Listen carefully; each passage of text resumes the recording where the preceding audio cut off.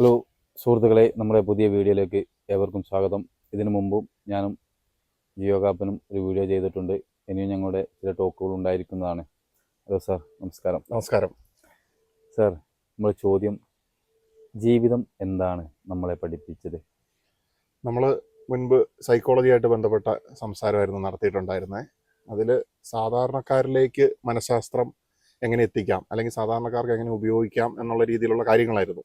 പക്ഷെ ഇതിൽ ഇപ്പോൾ ജംഷീർ സ്റ്റാർട്ട് ചെയ്തേക്കുന്ന ഈ ചോദ്യം, ജീവിതം നമ്മളെ എന്താണ് പഠിപ്പിച്ചത്, അല്ലെങ്കിൽ എന്നെ ആയിക്കോട്ടെ, ജംഷീറിനെ ആയിക്കോട്ടെ, അല്ലെങ്കിൽ ഇത് കേൾക്കുന്ന ആൾക്കാരെ ആയിക്കോട്ടെ, ജീവിതം എന്താണ് പഠിപ്പിച്ചത് എന്ന് ചോദിക്കുന്ന സമയത്ത് അത് സൈക്കോളജിക്ക് അപ്പുറമാണ്. കാരണം അതൊരു വലിയ ഫിലോസഫിക്കൽ തത്വശാസ്ത്രം, അല്ലെങ്കിൽ ഇനി അതിൻ്റെ അപ്പുറത്തേക്ക് പോയി കഴിഞ്ഞാൽ സ്പിരിച്വൽ ആയിട്ടുള്ള ഒരു ചോദ്യമാണ്, അല്ലെ? ഒരു ആത്മീയതയൊക്കെ ആയിട്ട് ബന്ധപ്പെട്ട് മാത്രം നമുക്ക് ഉത്തരം പറയാൻ പറ്റുന്നൊരു ചോദ്യമാണ്. കാരണം നമ്മുടെ ജീവിതം എന്ന് പറയുന്ന ആ സംഗതിയെ പോലും ഇന്ന് സൈക്കോളജി ഒരു സയൻസ് ആണ്. സയൻസിന് കൃത്യമായിട്ട് ഡിഫൈൻ ചെയ്യാൻ ലിമിറ്റേഷൻസ് ഉണ്ട്. കാരണം സയൻസ് അതിൻ്റെ ഉള്ളിൽ എവിഡൻസ് ഉള്ള കാര്യങ്ങൾ മാത്രമേ കൺസിഡർ ചെയ്യുള്ളൂ. ജീവിതം എന്ത് പഠിപ്പിച്ചു എന്ന് ചോദിച്ചു കഴിഞ്ഞാൽ അതുകൊണ്ട് തന്നെ അതിനൊരു ഒബ്ജക്റ്റീവായിട്ടൊരു ശാസ്ത്രീയമായിട്ടുള്ളൊരു ഉത്തരം പറയാൻ പറ്റില്ല. അതിനപ്പുറത്തേക്ക് വ്യക്തിപരമായിട്ടുള്ള നമ്മുടെ അനുഭവങ്ങളിൽ നിന്നുള്ള നിരീക്ഷണങ്ങളിൽ നിന്നുള്ള ഉത്തരമാണ് പറയാൻ പറ്റുക. അപ്പോൾ എന്നെ സംബന്ധിച്ചിടത്തോളം ജംഷീർ ചോദിക്കുന്നു, ചിലപ്പോൾ നിങ്ങൾക്കും അങ്ങനെ തന്നെയായിരിക്കും ഉണ്ടാകുന്നത്. ജീവിതം നമ്മളെ പഠിപ്പിക്കുന്ന ഒരു കാര്യം, ഈ ലൈഫ് എന്ന് പറയുന്നത് നമുക്ക് ഫുള്ള് നിയന്ത്രണമുള്ള ഒരു സംഗതിയല്ല. നമ്മൾ വണ്ടി ഓടിക്കുമ്പോൾ നമുക്ക് ഒരു 90% നിയന്ത്രണം ഉണ്ടെന്ന് നമുക്ക് വിശ്വസിക്കാം, അല്ലേ? എന്നാലും ഓപ്പോസിറ്റ് ഒരുത്തൻ അവന് തോന്നിയ പോലെ വന്നു കഴിഞ്ഞാൽ ആ നിയന്ത്രണം കൊണ്ടും കാര്യമില്ല. പക്ഷേ ജീവിതം അത്രയും പോലും നമുക്ക് നിയന്ത്രണമുള്ള ഒരു കാര്യമല്ല. കൺട്രോൾ എന്ന് പറയുന്ന എല്ലാ കാര്യങ്ങളും നമ്മുടെ ജീവിതത്തിൽ നമ്മൾ ഇങ്ങനെ പോകണം, ഞാൻ ഇങ്ങനെ പഠിക്കണം, ഞാൻ ഇങ്ങനെ പ്രണയിക്കണം, ഞാൻ ഇങ്ങനെ ജീവിക്കണം എന്ന് നമ്മൾ പല പ്ലാൻ ചെയ്യും, നമ്മൾ പല സ്വപ്നങ്ങൾ കാണും. പക്ഷേ യഥാർത്ഥത്തിൽ നമ്മൾ ആ വഴിയിലോട്ട് ഇറങ്ങുമ്പോഴാണ് നമ്മൾ വിചാരിക്കാത്ത ഓരോ സംഭവങ്ങൾ വരുന്നത്. അപ്പോൾ അവിടെ നമ്മുടെ കൺട്രോൾ നഷ്ടപ്പെട്ട്, അല്ലേ, നമ്മൾ ഒത്തിരി കൺട്രോൾ ചെയ്യണമെന്ന് വിചാരിക്കുന്ന ഒരാളാണെങ്കിൽ അയാൾക്ക് ഒത്തിരി നിരാശ ഉണ്ടാവും. അപ്പോൾ ജീവിതം എന്നെ പഠിപ്പിച്ച കാര്യം, എല്ലാം നിയന്ത്രിക്കാനായിട്ട് നോക്കരുത്. എല്ലാം control, everything is not under your control എന്നുള്ളതാണ്. എല്ലാം നമ്മുടെ നിയന്ത്രണത്തിലല്ല. അങ്ങനെ നമ്മൾ ചിന്തിക്കുമ്പോൾ ഈ പ്രാപഞ്ചികമായിട്ടുള്ള ഒരു ഇടപെടൽ, അല്ലെങ്കിൽ ഈ സ്പിരിച്വൽ ആയിട്ടുള്ള സൈഡിൽ നിന്ന് നോക്കുമ്പോൾ ഒരു ദൈവികമായിട്ടുള്ള ഒരു ഇടപെടൽ അവിടെ നടക്കും എന്നുള്ളത് നമുക്ക് മനസ്സിലാക്കാനായിട്ട് സാധിക്കും. ഇനി ദൈവത്തെ വിശ്വസിക്കാത്ത ആൾക്കാരാണെങ്കിൽ അവർക്ക് പ്രപഞ്ചത്തിൽ വിശ്വസിക്കാം. കാരണം നമ്മളിവിടെ ഒന്ന് സംസാരിക്കുമ്പോൾ പോലും ഇവിടെ എന്ത് സംഭവിക്കും നമുക്ക് അറിയത്തില്ല.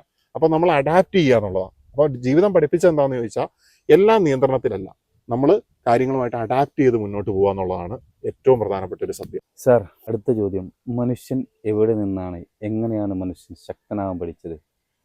മനുഷ്യൻ എവിടെ നിന്നാണ് അല്ലെങ്കിൽ എങ്ങനെയാണ് ശക്തനാകാനായിട്ട് പഠിച്ചതെന്ന് ചോദിക്കുമ്പോൾ രണ്ട് ചോദ്യമുണ്ട്. എവിടെ നിന്നാണ്, എങ്ങനെയാണ്? മനുഷ്യൻ എവിടെ നിന്നാണ് ഈ ശക്തി വരുന്നത് എന്ന് ചോദിച്ചു കഴിഞ്ഞാൽ, ഇപ്പം സിഗ്മണ്ട് ഫ്രോയിഡിന്റെ ഒക്കെ കൺസെപ്റ്റ് പ്രകാരം മനുഷ്യന്റെ ഉള്ളിൽ ഒരു ലിബിഡിനൽ എനർജി ഉണ്ടെന്നാണ് പറയുന്നത്. ആ ലിബിഡിനൽ എനർജീനെ മനുഷ്യന് പല രീതിയിൽ ഉപയോഗിക്കാം. നല്ലതായിട്ട് ഉപയോഗിക്കാം, ചീത്തയായിട്ട് ഉപയോഗിക്കാം. ആ ലിബിഡിനൽ എനർജി എവിടുന്നാണ് വരുന്നതെന്ന് ചോദിച്ചു കഴിഞ്ഞാൽ, നമ്മുടെ ഒരു മനസ്സിന്റെ ശക്തി എന്നൊക്കെ നമുക്ക് ലളിതമായിട്ട് പറയാം. അപ്പോൾ ആ ശക്തി നമുക്ക് ഇൻബോൺ ആയിട്ട് നമുക്ക് കിട്ടിയെന്നുള്ളതാണ്. കാരണം നമ്മൾ അനേകായിരം ബീജങ്ങളിൽ നിന്ന് തിരഞ്ഞെടുക്കപ്പെട്ടതായിട്ടുള്ള ഒരു മനുഷ്യനാണ്, അല്ലേ? അപ്പം അതുപോലെ തന്നെ നമ്മുടെ പിന്നിൽ വലിയ ഒരുപാട് ആയിരക്കണക്കിന് തലമുറകളും കഴിഞ്ഞാണ് നമ്മളിപ്പോൾ ഇവിടെ എത്തി നിൽക്കുന്നത്. അപ്പം അങ്ങനെയുള്ളൊരു സാഹചര്യത്തിൽ നമ്മൾ ഓൾറെഡി നമുക്കൊരു ശക്തി കിട്ടിയിട്ടുണ്ട്. അപ്പോൾ ഒരു പ്രാപഞ്ചികമായിട്ടുള്ള ഒരു ഉരുത്തിരിയലിന്റെ ഫലമായിട്ട് എല്ലാത്തിനും ശക്തിയുണ്ട്. ഈ ജീവനുള്ള മരത്തിനും മൃഗത്തിനും മനുഷ്യനും ഒക്കെ ശക്തിയുണ്ട്. അപ്പോൾ ഈ ലിബിഡിനൽ ഫോഴ്സിനെ നമ്മൾ കൃത്യമായിട്ട് ഉപയോഗിക്കുക. ചില ആൾക്കാർ റോങ് ട്രാക്കിലേക്ക് പോകും, ചില ആൾക്കാർ അതിനെ കലാപരമായിട്ട് ഉപയോഗിക്കും, അല്ലെങ്കിൽ അവരുടെ ബിസിനസ്സിലേക്ക് ഉപയോഗിക്കും. ഇനി അതല്ലെങ്കിൽ അവർക്ക് ക്രിയേറ്റീവായിട്ട് എന്തൊക്കെ ചെയ്യാൻ പറ്റും, അങ്ങനെ അവരുടെ ജീവിതത്തിനെ മെച്ചപ്പെടുത്താറുണ്ട്. അപ്പോൾ ഈ ശക്തി എവിടെ നിന്നാണെന്ന് ചോദിച്ചു കഴിഞ്ഞാൽ, നമുക്ക് ആ ശക്തി ഉണ്ട്. നമുക്ക് ജന്മന ആ ഒരു ശക്തി നമ്മുടെ ഈ ഭൗതികമായ ശരീരത്തിന് അപ്പുറത്തേക്ക് ഒരു എനർജി നമുക്കുണ്ടെന്നാണ് വ്യക്തിപരമായിട്ട് ഞാൻ വിശ്വസിക്കുന്നത്.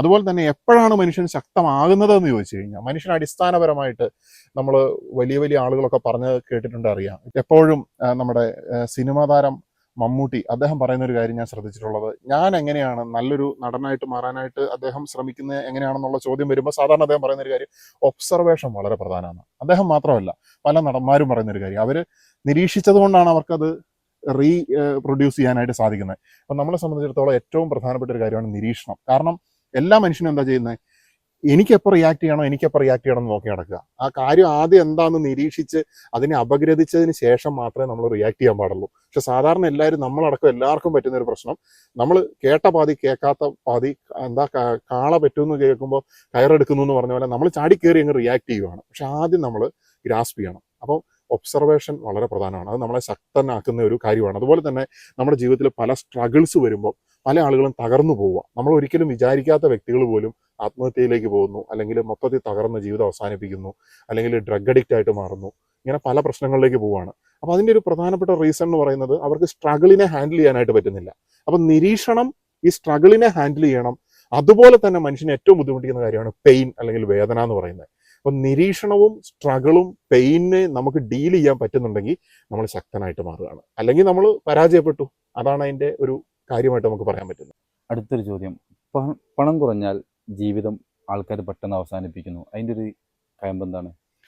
പണം കുറയുന്ന സമയത്ത്, അല്ലെങ്കിൽ പണത്തിൻ്റെ ഒഴുക്കിൽ ബ്ലോക്ക് ഉണ്ടാകുന്ന സമയത്ത്, പണം എൻ്റെ കയ്യിലില്ല, തീർന്നുപോയി, ഇനിയൊന്നും വരാനില്ല എന്ന് ചിന്തിക്കുന്ന സമയത്ത് പണം ഇല്ലെങ്കിൽ ജീവിതം അവസാനിക്കുമോ എന്നുള്ളതാണ് ഇപ്പോൾ ചോദിച്ചേക്കുന്ന ഒരു കാര്യം എന്ന് പറയുന്നത്. പണം ഇല്ലാതായിട്ടുണ്ടെങ്കിൽ യഥാർത്ഥത്തിൽ ജീവിതം അവസാനിക്കുമോ എന്ന് നമ്മൾ ചിന്തിച്ചു കഴിഞ്ഞാൽ, ഈ പണം കണ്ടുപിടിച്ചതിന് മുന്നേ ഒരു കാലം ഉണ്ടായിരുന്നു മനുഷ്യന്, അല്ലെ? ബാർട്ടർ സിസ്റ്റം എന്ന് പറഞ്ഞ്, അല്ലെ? തേങ്ങ കൊടുക്കുമ്പോൾ ചേമ്പ് മേടിക്കുന്നു പറഞ്ഞതുപോലെ ഓരോ കാര്യങ്ങൾ കൊടുത്തിട്ട് അടുത്ത കാര്യം മേടിക്കുന്നതായിട്ടുള്ള ഒരു അവസ്ഥ. അപ്പോൾ അങ്ങനെയുള്ള ഒരു കാലത്ത് പോലും നമ്മൾ അതിനു മുൻപ്, ആ സിസ്റ്റം വരുന്നതിന് മുമ്പ് മനുഷ്യനുണ്ടായിരുന്നു. ഒരു പണം എന്ന് പറയുന്ന ആ സംഗതി ഇല്ലാത്തപ്പോൾ തന്നെ മനുഷ്യൻ ഈ സൗകര്യങ്ങളൊന്നും ഇല്ലാതെ തന്നെ സർവൈവ് ചെയ്ത് വന്നതായിട്ടുള്ള ഒരു ജീവിയാണ് മനുഷ്യൻ. അപ്പോൾ ഈ പണം കുറയുക എന്ന് പറയുമ്പോൾ പ്രധാനമായിട്ടും അതൊരു സ്കേഴ്സിറ്റി മൈൻഡ് സെറ്റ് ആണ്. കാരണം ഈ പണം എന്ന് പറയുന്നത്, ഇപ്പം നമ്മൾ ഈ തോട്ടിലെ വെള്ളം ഒഴുകി പോകുന്നുണ്ട് നമ്മുടെ പുറകെ കൂടെ, അതിങ്ങനെ ഒഴുകി പോയിക്കൊണ്ടേ ഇരിക്കുകയാണ്. കാരണം എന്താ, അതിന് താണ നിലത്തേക്ക് അത് ഇങ്ങനെ ഒഴുകിക്കൊണ്ടിരിക്കുകയാണ്. ആ ഫ്ലോ എന്ന് പറയുന്ന ഒരു സംഗതി. അപ്പം നമ്മൾ ഈ വെള്ളം ഒരു ബക്കറ്റ് എടുത്തിട്ട് പിടിച്ചു കഴിഞ്ഞാൽ ആ ബക്കറ്റിന് ഒരു ഓട്ടം ഉണ്ടെങ്കിൽ എന്താ സംഭവിക്കുക? ആ വെള്ളം നമുക്ക് ഉപയോഗിക്കാൻ പറ്റാതെ അത് ഒഴുകി പോയിക്കൊണ്ടിരിക്കുകയാണ്.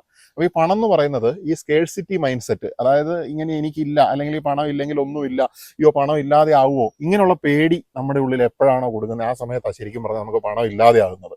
അപ്പോൾ ഈ പണം കുറയുമ്പോൾ ജീവിതം അവസാനിക്കുമെന്ന് വെച്ചാൽ, ഇങ്ങനെ ചിന്തിക്കുന്ന വ്യക്തികൾ, പണമാണ് എല്ലാം എന്ന് ചിന്തിക്കുന്ന വ്യക്തികളെ സംബന്ധിച്ചിടത്തോളം പണം ഇല്ലാതെ ആകുമ്പോൾ ജീവിതം വളരെ സ്ട്രഗിളായിട്ട് മാറുകയാണ്. യഥാർത്ഥത്തിൽ നമ്മൾ ചിന്തിക്കേണ്ടത്, ഇന്നത്തെ കാലമാണ്, നമുക്ക് പണം ഉപയോഗിക്കാതെ മുന്നോട്ട് പോകാൻ ഈ സമൂഹ ജീവിതത്തെ പറ്റിയല്ല, അല്ലെങ്കിൽ വല്ല കാട്ടിലൊക്കെ പോയി ജീവിക്കേണ്ടി വരും. പക്ഷെ ഇങ്ങനെ ജീവിക്കുന്ന സമയത്ത് ഈ മണി ഫ്ലോ എന്ന് പറയുന്നത് അമിതമായിട്ട് നമ്മൾ വിചാരിക്കുന്ന പോലെ നമുക്ക് വേണോ, അതോ നമുക്ക് ഓരോ ദിവസത്തെയും കടന്നു പോകാനായിട്ട് നമുക്ക് സാധിക്കുന്നുണ്ടോ? വലിയ വലിയ ബിസിനസ്സുകാരൊക്കെ ഇപ്പോൾ പല രീതിയിലുള്ള പ്രശ്നങ്ങളിൽ വന്ന് ആത്മഹത്യയിലേക്കൊക്കെ പോകുന്ന ഒരു സാഹചര്യം അതേസമയം തന്നെ നമ്മൾ കാണുന്നുണ്ട്. റോഡിലൂടെ വിഷ അയച്ച് നടക്കുന്നു, ചിലപ്പോൾ സന്തോഷത്തോടെ സമാധാനത്തോടെ ഉറങ്ങാൻ പോകുന്നു. അപ്പോൾ നമ്മൾ വൈകുന്നേരം കിടക്കാൻ നേരത്ത് സമാധാനത്തിൽ നമുക്ക് ഉറങ്ങാനായിട്ട് പോകാൻ സാധിക്കുന്നുണ്ടോ എന്നുള്ളൊരു ചോദ്യം നമ്മളോട് ചോദിക്കുകയാണെങ്കിൽ, എനിക്ക് ആവശ്യമുള്ളത് എനിക്കുണ്ടോ? അതായത് എൻ്റെ അത്യാഗ്രഹത്തിനുള്ളതല്ല, എനിക്ക് ആവശ്യമുള്ളത് എനിക്ക് ആക്യൂർ ചെയ്യാനായിട്ട് സാധിക്കുന്നുണ്ടോ? എൻ്റെ ഭക്ഷണം, അല്ലെങ്കിൽ എൻ്റെ പാർപ്പിടം, എൻ്റെ അടിസ്ഥാനപരമായിട്ടുള്ള കാര്യങ്ങൾ. അപ്പോൾ അങ്ങനെ ഒരു ലളിതമായിട്ടുള്ള ഒരു ചിന്ത നമ്മൾ മനസ്സിലേക്ക് കൊണ്ടുവന്നു കഴിഞ്ഞാൽ, നമുക്ക് വലിയ കാറ് വേണ്ട, വലിയ വീട് വേണ്ട, വലിയ വസ്ത്രങ്ങൾ വേണ്ട, വലിയ ചെരുപ്പുകൾ, വലിയ വില കൂടിയ പാദരക്ഷകൾ വേണ്ട, നമുക്ക് സമാധാനത്തിലും സന്തോഷത്തിലും പോകാനായിട്ട് സാധിക്കും. പക്ഷേ ഇതെല്ലാം ഉണ്ടായിട്ടും നമുക്ക് മനസ്സമാധാനം ഇല്ല എന്നുണ്ടെങ്കിൽ എന്താണ് അവസ്ഥ? അപ്പോൾ പണത്തിനേക്കാളും ഏറ്റവും വലുതെന്ന് പറയുന്ന മൈൻഡ് സെറ്റാണ്. നമ്മുടെ മൈൻഡ് സെറ്റിനെ നമ്മൾ എങ്ങനെ അവിടെ സ്റ്റേറ്റ് ചെയ്യുന്നോ അതിനനുസരിച്ചിട്ടാണ്. അപ്പോൾ ചിലപ്പോൾ നമ്മൾ പണക്കാരൻ എന്ന് നമ്മൾ പറയുന്ന ഒരു വ്യക്തിയെക്കാളും പണക്കാരൻ ചിലപ്പോൾ സാധാരണ ആൾക്കാർ പാവപ്പെട്ടവൻ എന്നുള്ള രീതിയിൽ കാണുന്ന ഒരാളായിരിക്കും. സാർ, ഇനി നമുക്ക് മറ്റൊരു വീഡിയോയിൽ കാണാം. Okay, thank you. അടുത്ത Okay. വീഡിയോയിൽ കാണാൻ സാധിക്കട്ടെ. തീർച്ചയായിട്ടും.